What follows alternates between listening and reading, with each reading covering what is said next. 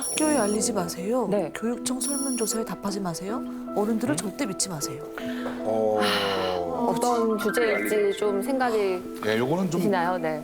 딱 떠오르네요. 학교 폭력인 거죠? 요즘 한창 핫한. 맞습니다. 맞습니다. 교육청 설문조사에 답하지 말아야 되는 거예요? 아, 그게 공론화 될 수가 있으니까 그런 건가? 그럼 어디다 얘기해야 돼요? 이러면은 지금 어른들이냐 또 이제 뭐가 우리가 하고 있는 것들이 다 소용없다는 식으로 돼버리는 것 같은데요. 네. 그거를 학생들이 쓴 글이에요? 예, 그 어른들이 누리꾼이 아니라? 쓴 댓글 같은 건데요. 참 너무 우리 사회에 좀 안타까운 면들이 많이 드러나는 이야기가 아닌가 생각이 들어요. 유명한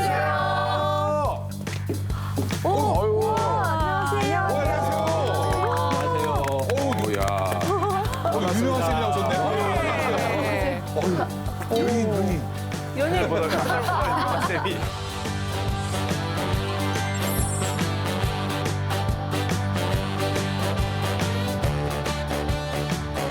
쌤이 아니 근데 저 얘기 여러분들 옳다고 믿으세요? 아니요. 아무래요. 네. 해결책이 아니죠. 오히려 학교 폭력을 더 악화시키고 더 문제를 심각하게 만드는 잘못된 이야기입니다. 그래요? 쉽게 말하면 병이 걸려서 아픈데 병원 절대 가지 마세요. 의사한테 이야기하지 마세요. 약 먹지 마세요. 이거랑 똑같은 이야기예요. 그러네. 네, 절대로 저대로 하지 마시라는 거 먼저 말씀을 드리고요. 오늘 여러분과 나눌 이야기는 최근 뉴스에 계속 오르내리는 이야기죠. 네. 학교 폭력. 여러분이 초중고 학창 시절을 거치면서 주변에서 단 한 번도 학교 폭력이 없었다? 한번 손 한번 들어보세요. 있었지. 있었지. 아무도 안 계시죠? 네. 자, 그러면 여러분 주변에 학교 폭력이 있었는데 혹시 여러분 중에 학교 폭력 가해자였던 분 계신가요? 저희끼리 얘기한 것으로는 없는 것 같은데. 없습니까? 피해를 입으셨던 분은? 덩치 커서 애들이 때리지. 가해자도 안 계시고 피해자도 안 계시고 그런데 여러분 주변에는 늘 학교 폭력이 있었죠. 있었죠. 네. 여러분들은 뭐 하셨습니까? 방관했습니다. 싸움 잘하는 애가 이게 서열이 있어가지고요. 네. 그냥 적당히 중간에 잘 껴있으면은 아하. 넘어갈 수 있었거든요. 네. 생존자시네요, 그러니까 살아나신. 그럼 오늘 우리가 한번 우리 시청자 여러분들도 각자의 학창 시절 경험, 학교 폭력에 대한 이야기들이 많으실 것 같아요. 그걸 한번 제대로 한번 풀어볼까요? 네, 예, 좋습니다. 학교 폭력이란 말 속에 사실 답이 있습니다. 학교 폭력.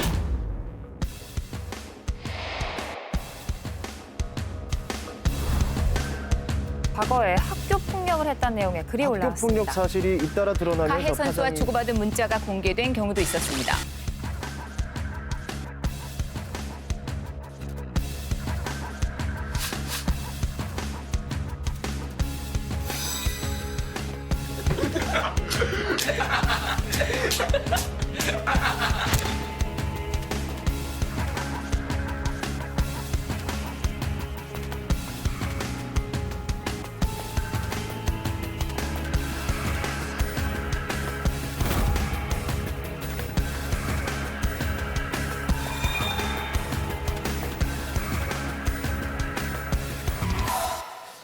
지금으로부터 10년 전이죠. 2011년 겨울에 어떤 일이 있었는지 혹시 기억나는 분 계세요? 2011년 겨울이요? 네. 10년 전입니다. 어휴, 기억이 안 나네. 이제 큰일 났네. 네. 추웠던 것 같아. 네? 추웠던 것 같아요. 이야, 대단하십니다. 기억도 안 나는데 나는 추웠구나, 그때. 2011년 겨울. 그런데 아마 제가 어떤 사건인지 말씀드리면 다 기억나실 것 같고요. 매년 사건은 발생하고 사고는 발생을 하지만 10년 전 그 사건들은 우리의 법을 바꿨고 제도를 바꿨고 우리에게 많은 충격을 줬었기 때문입니다. 큰 사건이었는데 또 있었나 한번 보다. 영상으로 보실까요? 예.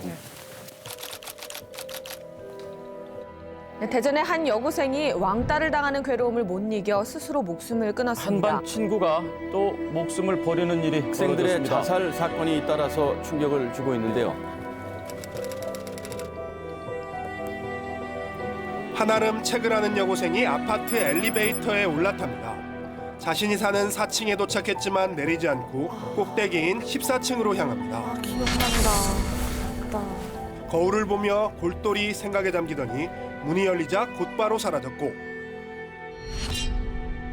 숨진 채 발견됐습니다. 기억난다. 무섭다.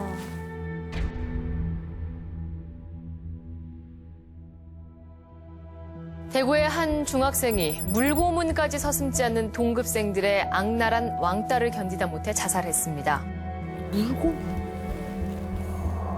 보복이 두려워 주변에 털어놓지 못하고 투신으로 스스로 생을 마감하면서도 부모에 대한 절절한 사랑을 장문의 유서로 남겼던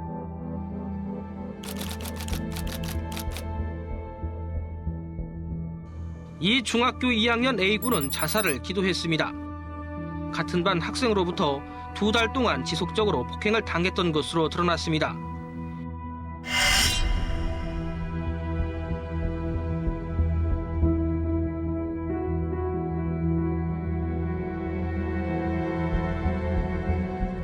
기억나시죠? 아, 네. 네. 2011년 12월부터 2012년 1월 사이 대구, 대전, 광주 뭐 지역을 불문합니다. 우리 아이들이 계속해서 스스로 목숨을 끊는 끔찍한 사건이 계속되었고 그 이유는 다 학교 폭력 때문이었습니다. 가장 우리를 가슴 아프게 했던 것이 이 중학생의 유언장이었죠.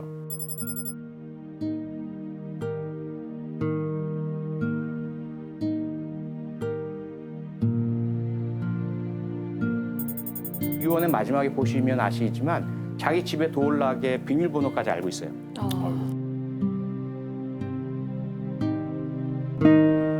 그래서 이 어린 친구가 내가 이 세상에서 없어지는 것만이 우리 부모님과 형과 내가 사랑하는 사람들을 지키는 길이다라고 생각을 한 거죠.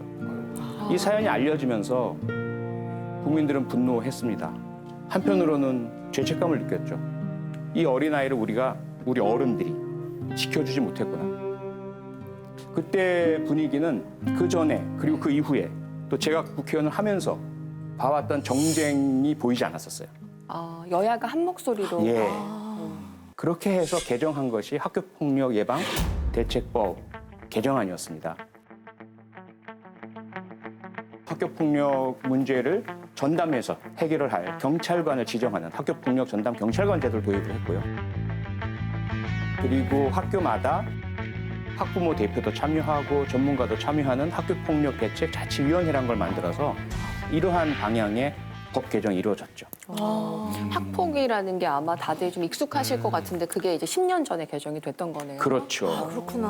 학폭이 얘기 많이 들어보셨죠? 네. 네. 지금 이제 막 얘기를 듣다 보니까 이제 생각나는 것들도 있고 한데 어느 정도가 학교 폭력이냐라는 게 되게 또 중요한 부분일 것 같거든요. 네. 저도 저거를 보다가 생각이 났는데 초등학교 때 제가 눈썹이 없어진 적이 있어요.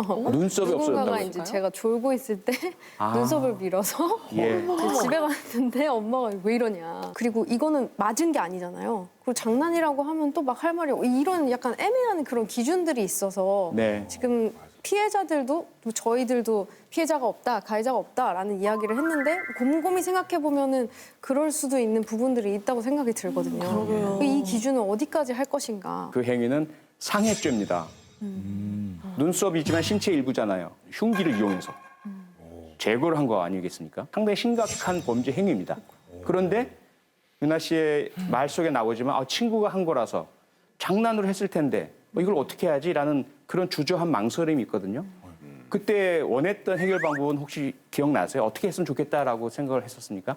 솔직하게 얘기해도 되나? 걔 눈썹도 밀어버리고. 그게 솔직한 마음이죠. 당연하죠. 눈에는 눈, 눈썹엔 눈썹. 네. 눈썹 한쪽만 밀어가지고 양쪽을 똑같이 맞춰줬으면 괜찮을 텐데. 눈에는 눈, 그렇죠? 이에는 이. 그렇기 때문에 일반적인 사회에서 일어나는 어른들 사이에서 폭력과 달리 학교 폭력 문제에는 복잡성이 있다 보니까 학교 폭력 예방법에 보면 신체적인 폭력뿐만 아니라 언어적 폭력, 따돌림 등의 정서적 폭력, 성적 폭력 이게 다 들어가 있어요. 근데 그 구체적인 행위가 학교 폭력에 해당되느냐 아니냐의 결정은 우선은 피해자의 마음에서 시작을 하죠. 내가 얼마나 그것 때문에 힘들고 아팠고 고통스럽고 상처 입었는지에 따라서 이것이 폭력이냐 아니냐. 저는 괜찮아요. 장난인데요. 뭐 하하하. 정말 본인이 이렇게 느낀다면 남이 폭력이라고 강요할 수는 없는 거잖아요. 그렇죠.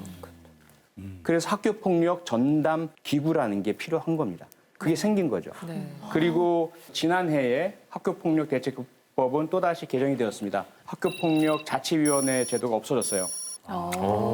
그래서 그래서 학교 내에 자체적인 교감 선생님을 필두로 하는 학교 폭력 전담 기구의 역할이 중요해졌고요. 제도의 개선은 이루어졌어요. 네. 관건은 이제 제도의 외형의 틀보다 실제로 그 제도가 얼마나 잘 운영될 것인가. 그러게요. 좀 줄었나요, 학교 폭력이? 어떻게 느끼세요? 10년 전에 이 끔찍한 사건을 겪고 우리가 국회에서 개정한 학교폭력 대책법, 이것으로 인해서 와, 우리 아이들이 정말 안전하고 보호받고 학교폭력 많이 줄었고 이런 느낌이 드세요? 거의 아니지 않나? 요새 많이 기사화되고 있고 하는 거 봐서는 딱히 그런 것 같진 않은데. 느낌이 그렇죠. 네. 학부모인 제 입장에도 그렇습니다.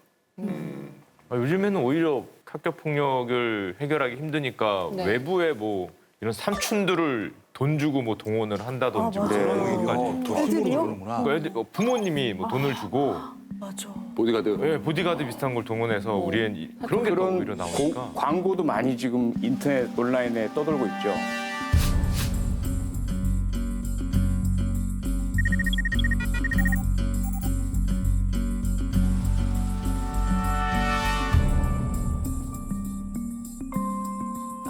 그만큼 지금 소개해드렸던 학교폭력 전담 경찰관 제도가 제대로 기능했다면 그랬을까요? 그런 비질란티가, 그런 용역이, 그런 영업행위가 필요했을까요? 아니었겠죠. 가장 큰 문제는 뭐냐면 단적으로 말씀드리면 지금 현재 우리나라의 학교 전담 경찰관, SPO, 한 명의 경찰관이 과연 몇 개 학교를 담당을 하고 있을까요? 한 명이 하나씩 했으면 좋겠는데. 그러게요. 네, 한 명에 하나도 사실은 부족하죠. 한 학교에 예를 들어 1000명이 넘는 학교도 있습니다. 네. 그러려면 한 학년에 한 명? 그래야 좋을 텐데 현실은 평균 학교 전담 경찰관 한 명당 12개 학교를 전담하고 있습니다. 그건 안 되겠다. 12개 학교. 있으나 마나. 학교 이름도 외우기 힘들겠는데 내가 어디 담당하더라 이 정도. 다 외울 정도가 되면 또 교체가 이루어지겠죠. 또 그래요. 그러니까 학교 전담 경찰관 제도의 맹점이 여기서 드러나고 있는 겁니다. 제도 만드는 건 대한민국이 대단히 잘해요. 막 국민들이 여론이 불러일으켜지고 뚝딱뚝딱 뭐가 만들어져요. 우리나라는 대단히 빨리빨리. 네. 근데 조금 있다가 보면 유명무실, 용두사미 이런 용어로 표현이 되죠. 급하게 만들어서. 네. 좀 강력한 대책이 있어야 사실은 학생들도 약간 좀 겁을 먹던가 나 이렇게 사고를 치면은 잘못되겠다 이런 걸 좀 알아야 되지 않을까요? 맞아요. 저희 때는 학교 다닐 때는 정말 교련 선생님이 이렇게 목도를 돌아다녔어요. 교련 선생님 누구신데 이렇게 무서워하시는 계속 교련 선생님만 그 얘기해요. 말투고리 약속에 나오는 교련 선생님 진짜 이렇게 실존 인물인데 학교에서 싸도 걸리면 진짜 거의 끝장났거든요 정말. 네, 이정효 배우의 경험상 또 많은 분들의 생각 속에는 학교폭력 가해자에게 가서 두드려 패고 더 강하게 처벌을 하면 그게 무서워서 학교폭력을 하지 않을 거다라고 생각을 하시지만 실제 범죄학적인 통계 결과는 다르다는 거죠. 지금 보면 이런 예. 촉법소년 연령을 더 낮춰야 된다 이런 게 막 국민청원에도 많이 올라오고 있다고 네, 하거든요. 근데 그게 아니라고요? 효과가 없나요? 좀 낮추는 건 괜찮지 않나? 아마 이성현 아나운서 여러 차례 뉴스에서 이 보도를 하셨을 텐데 촉법소년이라는 용어, 그렇죠? 다 소년법. 들어봤습니다. 이제 예. 만 14세 이상이라 하더라도 18세까지는 소년법에 적용을 받습니다. 같은 범죄를 저질러도 성인보다는 감형을 받도록 되어 있고 소년에 대한 보호 특칙이 적용되고 있죠. 촉법소년들의 범죄가 논란이 되면서 소년범 처벌을 강화하자는 움직임. 이들을 엄벌하라는 청와대 국민청원은 처벌을 강화해야 한다는 목소리가 커지고 있습니다. 그런데 여기서 덴마크 등에서 한번 실제 형사 미성년자 연령을 낮춰봤어요. 15세에서 14세로 낮추니까 그 낮춰진 1년 차에 들어가는 아이들의 재범률이 훨씬 더 높아집니다. 이상하죠? 이상하죠? 그러게. 처벌이 강해지면 재범률이 줄어들어야 될 텐데 처벌이 무서워서 더 강해져. 왜 그럴까요? 여기에는요. 첫 번째, 낙인 효과라는 게 작용을 해요. 나딘? 예, 낙인. 형사처벌 별 단다고 하죠. 예. 예, 이 별에 낙인이 찍히는 거죠. 예, 어차피 망친 거 이러면서 그냥. 그렇죠. 그걸 자기 낙인이라고 합니다. 처음에 발생하는 낙인은 사회적 낙인이에요. 주변에서요. 쟤 범죄자야. 쟤 형사처벌 받았어. 쟤 전과 있어. 라는 낙인이 시작이 돼요. 그럼 본인이 나는 어차피 글렀어. 나는 이미 베린 몸. 그럴 바엔 차라리 뭐 쪽으로 생각이 바뀌어버리게 되는 거죠. 네. 와, 정말 의외의 결과네요. 그래서 응보나 복수나 처벌만이 이 형량에 담겨서는 안 된다는 대단히 좀 어렵고 중요한 숙제가 우리에게 있는 거예요. 정말 어렵다. 예.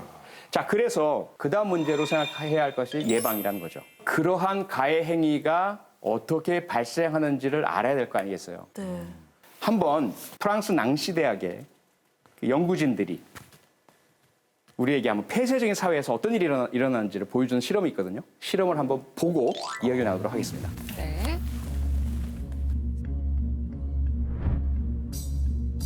생쥐가 나오네요. 뭐야? 뭐야? 아, 저길 건너야지 이제 밥을 먹을 수 있나 봐요. 아, 먹이를 딱 뺄 수만 있는 공간이 따로 있고요. 저렇게 지낼 수 있는 공간이 별도로 있어요.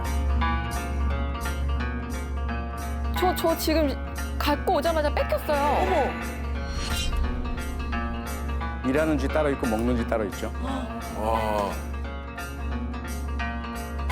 싸워야지. 뺏기지 말아야지. 저 한 마리 끝까지 안 뺏기고 자기 걸 먹어요. 챙겨 먹어. 오.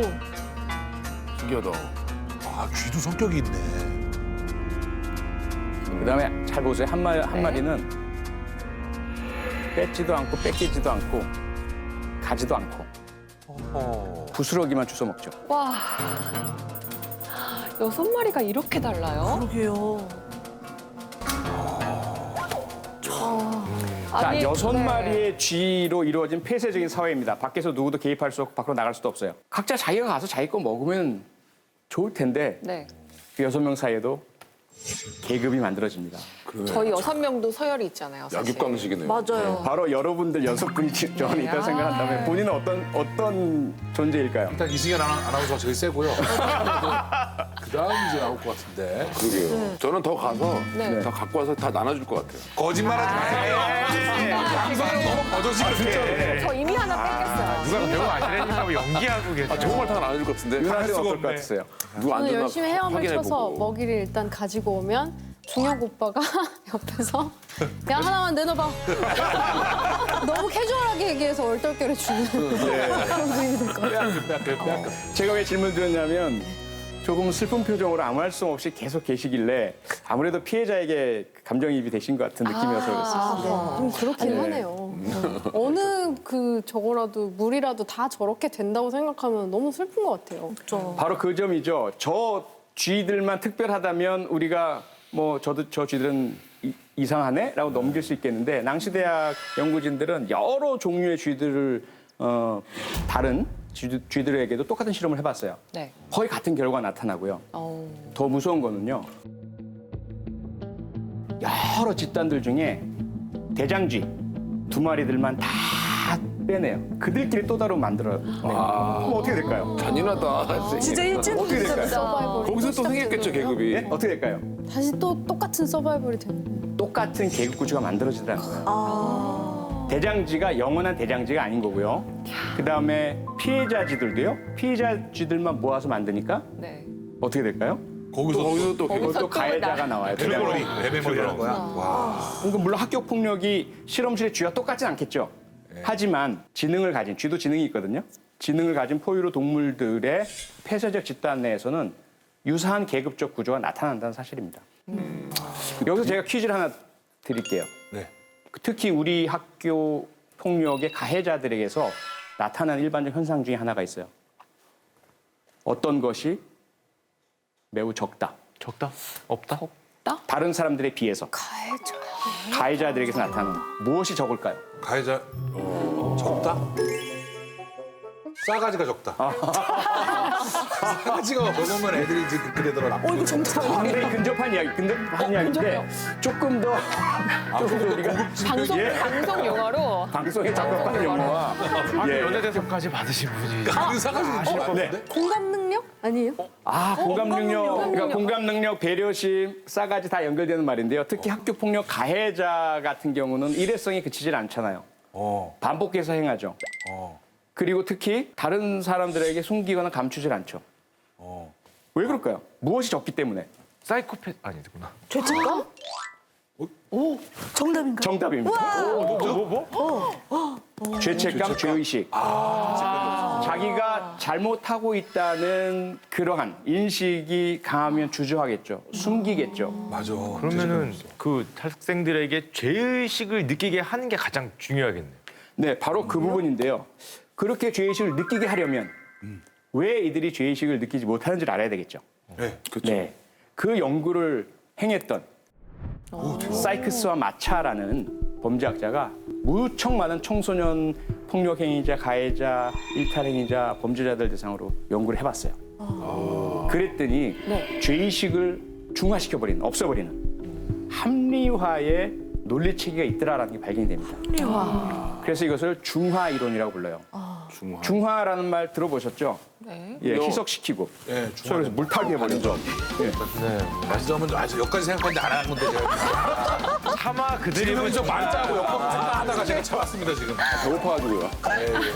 배가 고프시구나. 엄청 오래된 거네요. 1957년인데요. 그러게요. 예, 어떻게 중화시키느냐? 우선은 책임을 부정합니다. 이건 내 책임이 아니야. 일진이 되지 않고 내가 짱이 되지 않고 내가 가해자가 되지 않으면 내가 피해자가 될 텐데 어차피 세상은 그런데. 두 번째, 피해의 부인이에요. 제가 스스로가 초래한 거야. 피해자 탓, 피해자의 원인. 세 번째, 가해의 부인, 자기 행위 자체를 축소 왜곡시킵니다. 그거 한 번 그냥 툭 건드렸을 뿐인데 뭐 그게 뭘 폭력이라고. 장난이었다. 그리고 비난자에 대한 비난, 자기를 비난할 만한 사람들에 대해서 스스로 먼저 공격을 해버리죠. 지들은 나보다 더하면서. 마지막으로 작동하는 합리화, 중화의 최종 단계는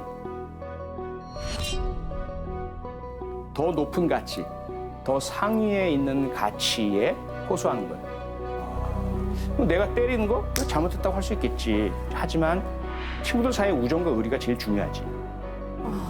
그래서 난 여기 함께 하는 게 더 중요해.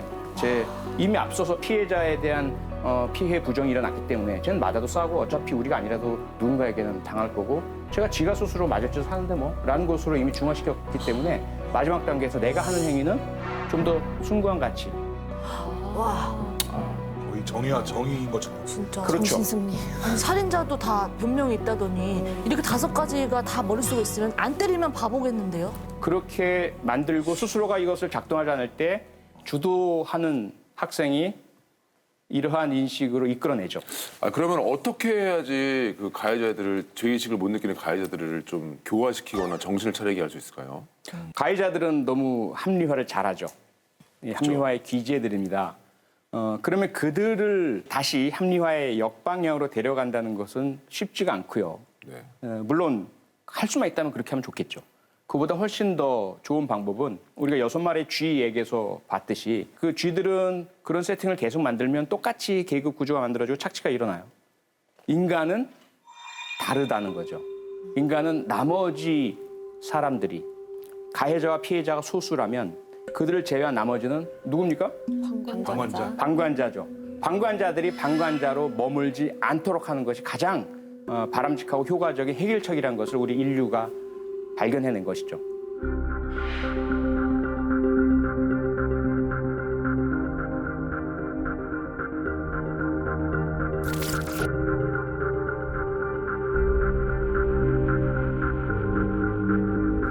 그럼 방관자가 왜 방관자로 있느냐? 원래 그렇게 우리가 만들어졌을까요? 우리 인간은 원래 그런 존재일까요? 사실 아기들 커가면서 보면은 선생님이나 부모님한테 이건 나쁜 거야 라고 배우면 바로 너 그거 나쁜 거야. 엄마 아빠한테도 엄마 그거 나쁜 거잖아. 그렇죠? 네. 코로나19 마스크 다 바로 나옵니다. 가장 이 방역 잘하는 친구들이 어린이집 유치원 학생들이에요. 초등학생들. 간식 먹으면 자기가 먼저 이렇게 올려요. 맞아요. 한 개 먹고 예. 아무도 말 안 해도 그게 마음이 아프더라고요. 그렇습니다. 그런 원래 나쁜 것 틀린 것 보면은 안 돼라고 말하는 본성을 가진 우리 아이들을 방관자로 만드는 그건 어른들이라고 봐야 되겠죠. 왜 방관자가 되는지 우리가 한번 살펴볼 수 있는 영상이 있으니까요. 보시고 얘기 나누죠. 네.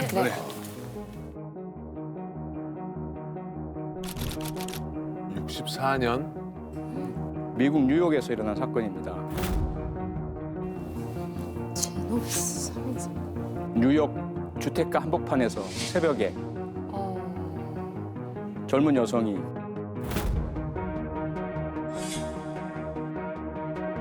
38명이었어요? 거의 2시간 넘게 계속 칼에 찔리고 비명 지르고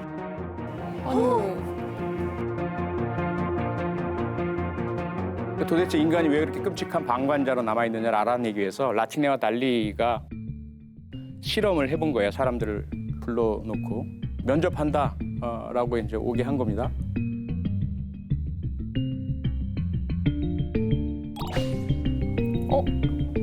연기가 나요. 예, 혼자 있는 상황이에요. 어떻게 할까요? 신고해야죠. 확인하고. 그렇죠.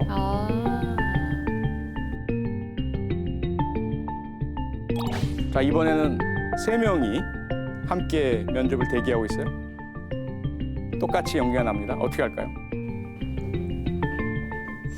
그냥 눈치만 보네요, 서로. 두리번. 말도 안 돼. 실제 상황인 거죠? 네. 이것이 방관자 효과입니다. 어떤 차이가 있을까요? 책임감이 n분의 1이 되는 상황? 내가 먼저 얘기하면 뭔가 귀찮은 게 나한테 생길 것 같은 그 느낌? 경험에 의해서 그렇죠. 내가 아니어도 누군가 하겠지. 그렇죠. 누군가 하겠지. 또는 딴 사람처럼 행동하면 별 문제 없겠지. 우리가 사회생활을 하면서 교육을 받으면서 늘 그런 경험이 있어요. 나서지 마. 네가 뭔데. 그리고 우리나라가 심한 것 같은데. 맞아요. 가만히 있으면 중간이라도 간다고. 그렇죠. 맞아요. 민아 씨도 그런 얘기 들었어요? 모난 돌이 정 맞는다. 아. 나서지 마라. 앞서 말씀드린 것처럼 학교 폭력을 예방할 수 있는 가장 바람직한 방법은 학교 폭력을 직접 옆에서 보고 목격하는 같은 또래 친구들이 이건 아니야, 나빠, 하지 마라고 하는 것이죠. 그런데 그게 지켜지지 않죠. 왜? 내가 가장 관심 갖는 것은 우리 아이가 얼마나 성적을 잘 올리고 좋은 대학 가느냐, 그리고 지금 당장 수업이 얼마나 잘 이루어지느냐 이거지, 내 자식이 아닌 다른 누군가가 폭력을 당하고 왕따를 당하고 이건 사실 나는 큰 관심이 없어. 솔직히 이야기하면. 그러면 부모들도 방관자인 거네요. 부모들이 더 심한 방관자인 거죠. 방관의 원조인 거죠. 방관을 조장하고 방관 교사범인 거죠.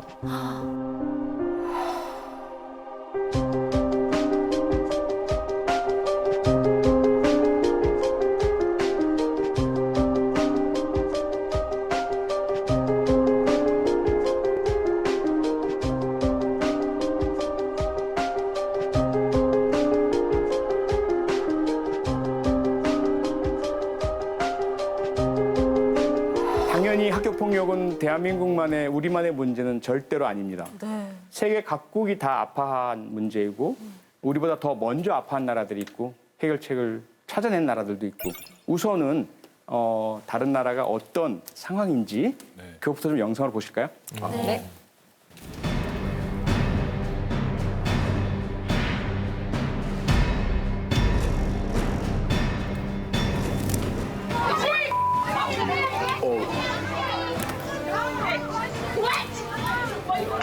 저런 거 많아. 저런 영상을 많이 봤는데.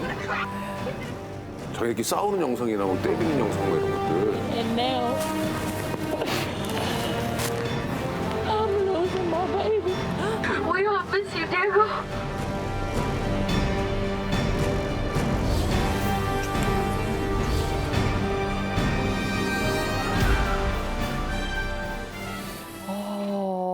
네, 영상에서 보셨지만 우리만의 문제는 절대로 아니고요. 특히 1980년대 영국, 미국 등에서 우리 10년 전처럼 학교폭력 피해자들이 극단적 선택을 하는 끔찍한 일들이 연이어 발생을 합니다.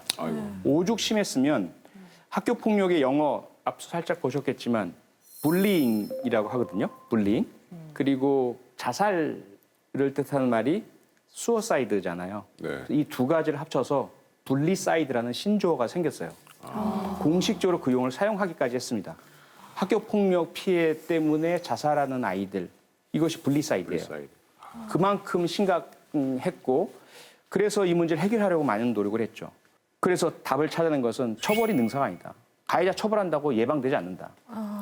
예방을 위해서는 무엇보다도 방관자들의 그 많은 숫자, 그들이 방관자가 아니라 행동자가 되도록 만들어야 한다. 이것을 이제 발견하게 된 거죠.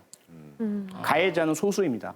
방관자와 피해자는 각자가 연대하지 않고 흩어져 있을 경우에는 약자이지만 뭉치면 다수가 되는 거죠. 방관자가 제 목소리를 낼 수 있도록 해주는 것이 교육의 효과다. 여기에 집중한 거예요. 그러니까 실제로 도입을 했어요. 많은 프로그램들이 도입이 됐습니다. 그런데 제가 그 하나하나를 말씀드리기가 좀 주저가 돼요. 왜요? 왜 그럴까요? 그런 말 들어보셨어요? 제주도의 귤이 바다를 건너서 육지로 올라오면 뭐가 된다? 탱자가 된다. 네. 우리나라 실정에 안 맞는구나.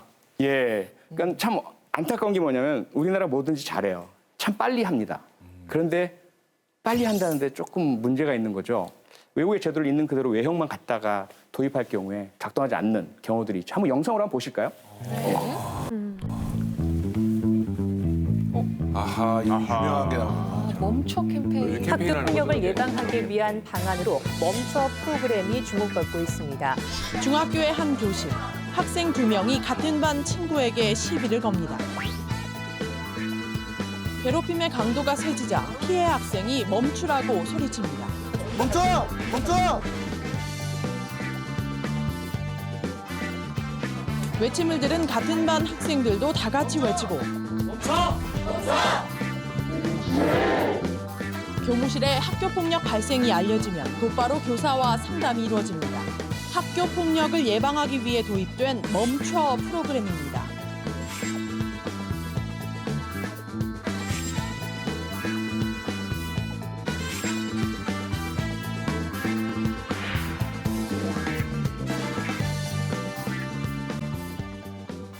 어떤가요? 학생들이 피해자가 멈춰 하면 자동적으로 딱 폭력이 멈추는 마법이 발휘될까요? 저거 지금도요. 인터넷상에서 지금 저게 엄청 놀림거리예요. 저 프로그램 보고 이제 네티즌들도 많이 어이가 없었는지 지금도 저거 그냥 아무데나 다 갖다 놔가지고 그냥 결혼 멈춰 막 이러고 있어요. 연애 멈춰 막 이런 거. 너 이쁨 멈춰 막 이러고 다 갖다 붙여서 그냥 장난치고 있어요. 어이가 없다는 거예요. 아니 저거 2012년에 지금 해외에서 벤치마킹에서 그럼 도입이 된 건가요? 실제로? 네, 실제로 저 프로그램은요, 원래 원조가 노르웨이입니다. 노르웨이에서 보시다시피 1982년에 올베우스라는 심리학자가 많은 연구 끝에 학생들과 실험도 해보고 한 끝에 만들어낸 이름이죠. 프로그램은 상당히 심층적이고 다양하고 교육과 함께하는 참여 이런 것들이 마련이 되어 있는 것인데 스탠드업 무슨 뜻인지 스탠드업, 스피크아웃. 선생님 거 일어나가지고 그게 되는 스탠드업, 스피크아웃, 멈춰! 멈춰! 그만 멈춰주세요. 멈춰! 아주 모험적이시네요. 다만 그냥 그 모양만 한다고 해서 실제 본질이 자동적으로 발휘되는 것은 아니죠. 쌤, 노르웨이에선 그러면 이 멈춰 프로그램이 실제로 효과가 있었나요? 네, 그럼요. 실제로 저 프로그램이 도입돼서 실험을 해봤어요. 놀랍게도 50%의 학교폭력 감소 효과가 확인이 됐습니다. 뭐가 다른 거지? 하다 보니까 익숙해졌나 보네 또. 그런가? 아니면 정서가 달라서 그런가? 멈춰만을 한 게 아니기 때문에 그렇죠. 이것만 한 게 아니에요. 예, 아이들이 이미 처음부터 방관자 효과에 대한 교육을 받습니다. 아이들 눈높이에 맞게. 예, 무엇이 문제인지를 알아요. 아이들 사이에 어떻게 위기가 생기고 강한 자가 어떻게 약한 아이를 조종 통제하고 착취하는지를 알게 됩니다. 그리고 그렇지만 그들이 소수란 걸 알게 돼요. 아니야, 안 돼라는 걸 함께 외치면 소수인 가해자가 위축되고 미안해, 안 그렇게 장난이었어? 라고 그만두게 된다는 것을 아이들이 아는 거죠. 그러한 경험과 훈련 프로그램들이 진행된 이후에 최종적으로 나타나는 것이 멈춰. 근데 그 사전의 모든 것들을 제외하고 멈춰만 하면 이리 와. 이리 와, 오라였어. 무슨 아이언맨도 아니고. 아시겠죠? 그런데 우리가 그런 멈춰가 의미가 있고 효과를 발휘하게 되기까지의 걸리는 시간, 걸리는 교육, 걸리는 훈련, 중요한 이슈 과목 수업 시간을 빼서 그걸 해야 될 텐데 우리 아이들에게 엉뚱한 이념 교육 시킨다. 정치화됐다. 여러 가지 이야기들이 들어갈 거예요. 또 하나 뭐죠? 우리는 서로를 믿지 못해요. 인권 존중 교육, 폭력 예방 교육, 의 시간을 허비하는 순간 그 시간 동안 어디선가 다른 곳에서는 겉으로는 그렇게 한다고 해놓고서 뒤에서 영어 수학 공부할 거야. 죄수의 딜레마라는 현상이죠. 서로를 믿지 못해서 모두에게 최악인 선택을 하게 되는 그런 사회에 우리가 놓여져 있는 거죠. 그것이 멈춰라는 이 한장 뒤에 숨어 있는 우리의 본질적인 문제입니다. 그리고 옆에 있는 거 Stop bullying, Kids first, Parents second. 이건 뭘까요? 아이가 먼저, 부모는 두 번째. 예. 제가 이제 초등학교 2학년, 3학년 친구들하고 한번 학부모들 요청으로 대화 시간을 가진 적이 있었어요. 아이들에게 어떤 게 힘들고 어렵냐 뭐 이런 것들을 한번 물어봤어요. 어떤 한 아이가 친구들이 막 이야기하고 그러니까 용기를 내서 손을 든 거예요. 그러면서 뭐라고 얘기했냐면 저한테 우리 학교의 사물함이 너무 작아서 그 참고서, 교과서 필요한 게 다 안 들어가요. 이런 얘기를 한 거예요. 그랬더니 그 뒤에서 지켜보시는 그 아이의 어머니가 아 죄송합니다 그런 거예요. 왜요? 우리 아이가 쓸데없는 질문을 했다고 죄송합니다. 아유 좀 가만히 있어 이거 하려고. 우리 부모님들이 그러시는 거죠. 제가 아닙니다 어머니 전혀 따님분 잘못한 게 없습니다. 너무나 훌륭하고 좋은 질문입니다라고 했는데도 이미 눈물이 흘러내리고 있었던 거죠 아이에게서. 단적인 예죠. Kids first, parents second라는 건 바로 그런 거예요. 어머니나 아버님이나 어른들이 나서는 순간 문제는 맞아요. 더 악화되게 됩니다. 부모님이 함께 하신다고 해서 과연 바람직할까? 아이들이 자율성, 독립성을 가지고 스스로 할 수 없게 되는 거죠. 또 하나, 핀란드에서 세계적으로 유명한 학교폭력 예방 프로그램이 또 있어요. 초등학교 저학년부터 체험해보는 거예요. 아이들이 돌아가면서 왕따 피해자 체험도 해보고 학교폭력 피해자 체험도 해보는 거예요. 자기가 느껴보는 거죠. 그래서 얼마나 이런 학교폭력이 심각하고 피해자들이 아프고 상처 입는지 그런 체험을 해보면 다시는 자기가 그런 가해자가 되거나 혹은 방관자로 머물러 있지 못하는 거죠. 내가 방관하고 있는 것이 저 피해 아이에겐 얼마나 끔찍하고 심각한 추가적인 가해 행위가 되는지를 아는 거죠. 이건 역시 우리나라가 도입했어요. 전면적은 아니지만 경상남도 통영에서 한 선생님께서 실제로 우리도 한번 해보자라고 해서 아이들하고 함께 체험 프로그램을 하는데 그 사실을 알게 된 학부모님이 노발대발하신 거죠.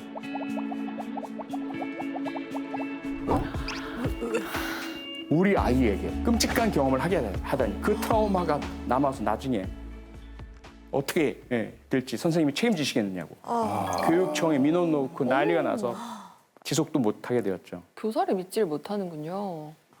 어쨌든 가해 체험이 됐던 이 피해 학생 체험이 됐던 그런 거를 왜 굳이 시키냐 이렇게 또 생각할 수도 있긴 하겠다라는 또 그런. 그러니까 우리 부모님이나 조부모님들에게 거의 공통된 문제적 인식이 뭐냐면요. 우리 아이만은 우리 손자녀만은 절대로 나쁜 경험은 하지 않게 하겠어라는 거죠. 그래서 아이들 먼저 부모는 나중. 이게 우리는 안 되는 거예요. 일단 부모님 먼저요. 아이, 야, 너 뒤에 있어봐. 우선 나한테 얘기해 보세요. 애가 뭘 알아 이렇게 되니까. 아이가 뭘 알아. 네. 아이를 좀 존중하지 않는 우리나라 좀 정서적인 부분도 개선이 돼야 되겠네요. 맞습니다. 제가 어떤 학교 폭력 문제가 있었던 초등학교 교장 선생님에게서 요청을 받았어요. 그 반에 와서 아이들과 얘기를 좀 해달라고. 네. 그래 갔습니다. 20명이었어요, 한 반에. 그 친구들에게 제가 처음 질문을 던졌습니다. 여러분들 반에 따돌림이 있어요, 없어요? 없어요. 침묵, 없어요, 있어요, 막 뒤섞여서 나오죠. 다시 한번 물을게요. 여러분 반에 따돌림이 있습니까, 없습니까? 작은 목소리로 있어요, 대부분. 그 다음에 제가 물어봤죠. 여러분 20명 있는데 여러분 반에 짱이 있습니까? 그때는 자신 있게 네! 짱이 누구예요? 누구요? 유민상이요? 얘기를 하는 거죠. 아니 실제가 아닙니다 여러분. 네. 그럼 2번 학생은 누구요? 누구예요? 나와요. 3번부터는 흔들리고 다양하고 혼란스럽더라고요. 자 그러면 따돌림 당하는 친구는 몇 번이요? 대부분 자신 있게 20번이요. 20번이라고 얘기를 하죠. 아 그래요. 그럼 만약에 20번 학생이 다른 학교로 전학 가면 여러분 반에서는 따돌림이 없어지겠네요? 아니요. 아니요. 자신 있게 당당하게. 아 그래? 그럼 누가 그럼 따돌림 당하나요? 뭐라고 얘기할까요? 19번이요. 19번이요. 19번이 전학가면요? 18번이요. 17번부터 아이들 목소리가 급격히 작아집니다. 왜 작아질까요? 내 문제가 될 수 있으니까. 자기 마음속에 정해둔 번호가 있죠. 정확히 모르겠지만 내가 한 14번, 15번, 7번, 8번 정도는 될 거야 라는 생각을 가지고 있었는데 근데 20번이 전학 가고 19번이 전학 가고 18번이 전학 가는 순간부터 턱밑까지 찾아오는 거예요.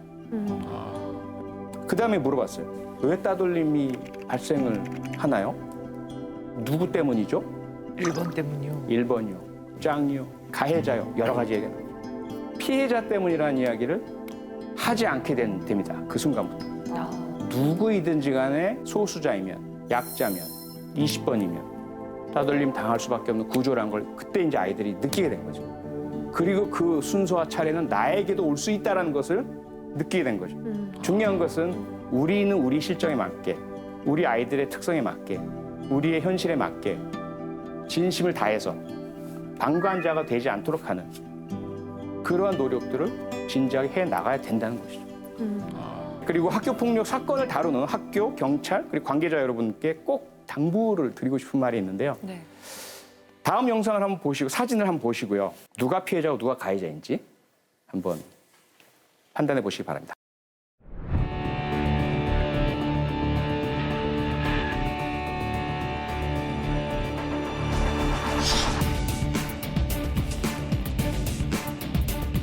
국가대표 에이스도 피해갈 수 없었을 정도로 고질적인 스포츠 폭력. 행동이 마음에 들지 않다는 말씀을 하시면서 손바닥으로 가격을 하시고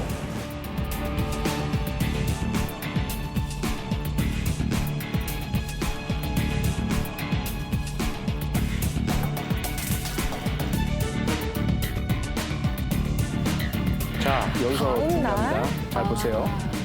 와. 누가 왼쪽에 팔이가 오히려 잘못한 것처럼 보이네. 그렇죠. 피해자인데 마치 사과하는 듯한. 가해자는 당당하게 고개를 들고 있죠. 제가 학교 관계자, 선생님, 학부모 또는 경찰관, 학교 폭력을 권한을 가지고 다루시는 분들께 부탁드리고 싶은 게 바로 저 부분이에요. 무엇이 중요한가? 무엇이 중요한디? 그렇죠? 무엇이 중요할까요? 저렇게 억지 사과라도 만들어내는 것이 중요할까요? 사과라는 결말, 사과라는 형태, 형식, 사진 이것이 정말 중요한 것일까요? 오히려 피해자를 잘못한 사람처럼 느끼고 보이게 만들고 가해자로서는 내가 미안하다 해줄게 쿨한 사람인 것처럼 보이게 만드는 이런 일이 지금은 과연 없어졌을까요? 그러면 쌤은 저 당시에 정말 좀 근본적인 해결이 됐다면 이런 일이 없었을 거라고 보시나요? 아주 중요한 말씀 해주셨어요. 2009년, 12년 전 모습입니다. 저렇게 마무리 지었죠. 국가대표 배구단에서 국민들께 우리는 문제 없어요 라고 보이게 만들기 위해서 피해자로 하여금 사과 받아들이고 화해하라고 강요했기 때문에 저렇게 결말 지어진 것이죠. 피해자의 마음은 상처가 그대로 남아있고 치유되지 않고 그렇죠. 계속해서 아프고 지금까지도 현재 진행형인데 가해자는 끝났잖아. 이미 다 사과했고 받아들이고 화해했잖아. 피가 거꾸로 솟는다. 남자 프로배구 스타 박철호가 아직도 사과를 받지 못했다면서 분노를 표했습니다. 2009년 대표팀 코치 시절 박철호를 심하게 때려 무기한 자격정지 징계를 받았습니다. 1대1로 저는 만나서 사과를 받은 적은 전혀 한 번도 없고요. 지나가다가 마주쳐서 악수를 청하시거나 이럴 때 있었는데 저는 그 순간도 너무나 힘들었습니다. 폭행을 당했던 아픈 기억은 사라지지 않는다며 여전히 고통을 호소했습니다.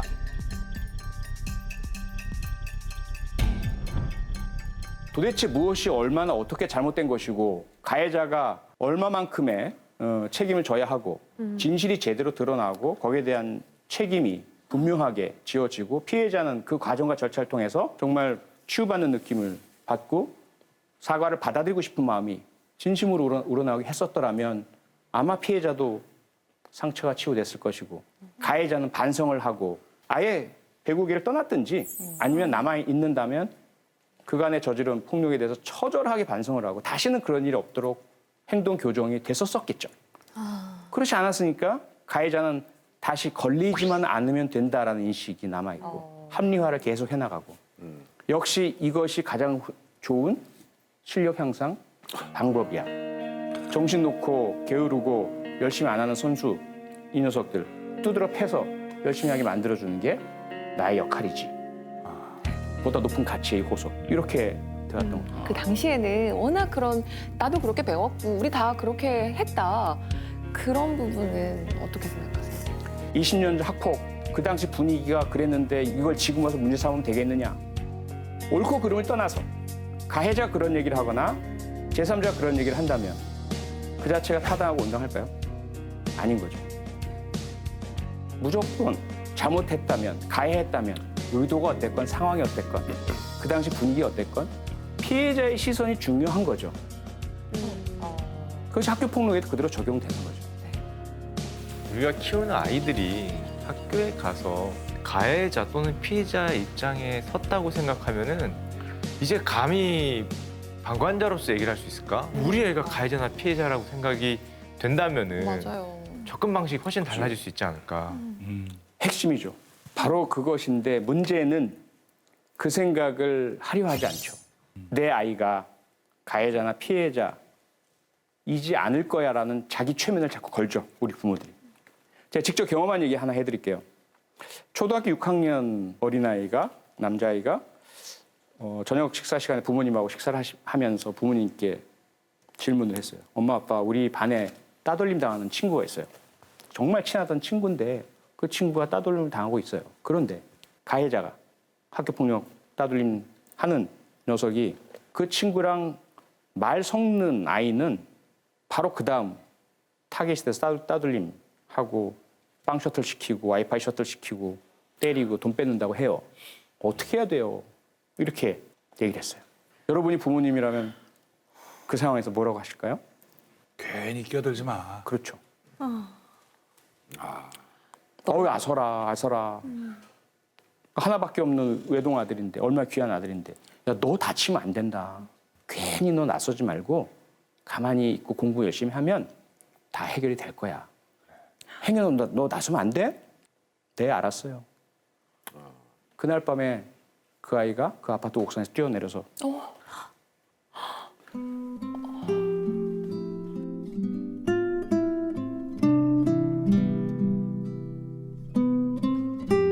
내 아이 일이라면 그렇게 얘기를 했을 거예요. 그걸 아셨다면.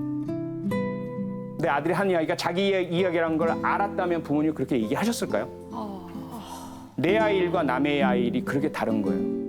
내 아이일 수도 있다는 생각을 해야 되지 않아요? 그렇죠. 그럼 그때 부모는 어떻게 대체 얘기를 해야 되는 걸까요? 그걸 우리가 함께 공유해야 된다고 생각을 해요. 모든 부모님이 함께 만약에 자녀가 그 얘기를 하면 정말 너희 반에 그런 일이 있어? 너 절대로 그거 무시하고 모른 척하면 안 돼. 상식적이고 보통의 대화 아닌가요? 그렇죠. 이 상식과 보통의 대화를 우리 부모님 모두가 함께 할 수만 있다면 다른 아이들의 부모님들 그렇게 한다는 것을 내가 알고만 있다면 나는 아무런 주저 없이 그 얘기할 수 있을 거예요. 그렇죠? 우리 학부모들께서 함께 나만 그런 게 아니라 우리 모두가 이것이 우리 시대의 원칙이고 기준이고 우리 모두가 함께 부모님이라면 당연히 하는 이야기야 라고 상식으로 원칙으로 기준으로 받아들일 수 있게 우리 모두가 노력을 해야죠. 그래서 아이들에게서 방관자가 없도록 해야죠. 피해자분들도 오늘 방송을 보면서 좀 치유가 많이 되셨을 거라 생각이 드는데요. 마지막으로 좀 피해자분들께 피해를 입으셨던 분들에게 당부하고 싶은 말씀 있다면 지금도 그게 벌어지고 있잖아요. 속죄하고 책임지는 건 가해자의 의무이고요. 피해서는 안 되는 반드시 해야 하는 것이고요. 용서와 화해는 피해자의 권리입니다. 안 하셔도 됩니다. 용서하지 않으셔도 돼요. 화해 거부하셔도 돼요. 분노하셔도 됩니다. 피해자에게는 아무 잘못이 없습니다. 그 말씀을 드리고 싶어요. 네. 그럼 학교폭력을 조장하고 방치한 주범은 결국에는 학교, 어른들, 우리였던 거네요. 어른들의 책임입니다. 방관자를 만들어내는 것도 어른들이고 피해자를 위축하게 만들고 숨어들게 만드는 것도 어른들입니다. 우리 어른들부터 학교폭력 문제를 해결하기 위해서 나서야 합니다. 지금 사실 정말 전방위적으로 이 학교폭력 문제가 좀 많이 불거졌잖아요. 오늘 함께 계신 분들과 학폭 어떻게 해결할지 한번 좀 깊이 있는 이야기 나누는 그런 시간 되셨으면 좋겠고요. 오늘 SM 여기서 보내드리겠습니다. 고맙습니다. 감사합니다.